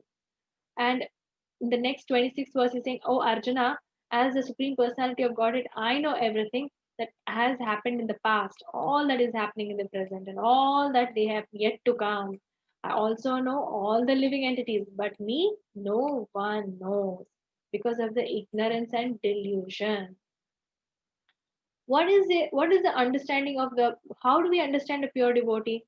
Persons who have acted piously in previous lives and in this life, whose sinful actions are completely eradicated, freed from dualities of delusion, and they engage themselves in my service or with determination. And so Okay, I will just explain this small pastime just in a very, very short way. We had this a particular hunter, and this hunter was extremely abominable. He was performing extremely abominable act. What is that? He used to kill these animals in the jungle, and he used to hang them half dead, hanging them on the tree. You see this on the tree? They used to hang them half dead on the tree. He was so gory and abominable. And one day Narada Muni was passing by, and he told him, uh, you know, he told him, you can also perform devotional service. And he told him, you can take this mantra and you can start, chanting. And he started chanting, and with great devotion, he started initially to chant, and then later he started chanting, and he started following the principles that was explained by Narada Muni. All that knowledge that was given by Narada Muni, he took it. So Guru in our lives is so important, that we are performing many bad and abominable and gory acts in our life. But when the Guru comes in our life, he gives us knowledge of what is the right direction. And when the Guru comes, that you should take this knowledge immediately, you should grab it and you should surrender yourself, because Krishna comes in the form of that Guru, and we should accept that. So next time when Narada Muni came to visit him, he was practicing devotional service so well. Even the entire village, which was in the neighborhood, was so shocked. They were like, he's turned into such a nice person. And when Narada Muni came to meet him, you see the ants over here? He was saying, I don't even want to stamp these ants. These ants are all living entities, and when I stamp these ants, they all have Paramatma inside them. So we become very humble, we become very sweet with everyone. This is how we are able to understand that we don't want to harm or cause any hurt to any. Forget about causing harm to other human beings. We don't even want to cause harm to any living entity also. And what is the understanding of a pure devotee? How does a pure devotee understand you? Those in full consciousness of me, who know me, the Supreme Lord, to be the beginning, governing principle of the material manifestation of the demigods, and of all the methods of sacrifice, can understand and know me, the Supreme Personality of Godhead, even at the time of death. So when we die, we want to know Krishna and we want to feel Krishna, and whenever there is a death in front of me, immediately I should leave everything and think and remember Krishna's form and his beauty and his sweet pastimes, so that we can go back to Goloka Vrindavana. So at the time of death, he will let you remember this great knowledge.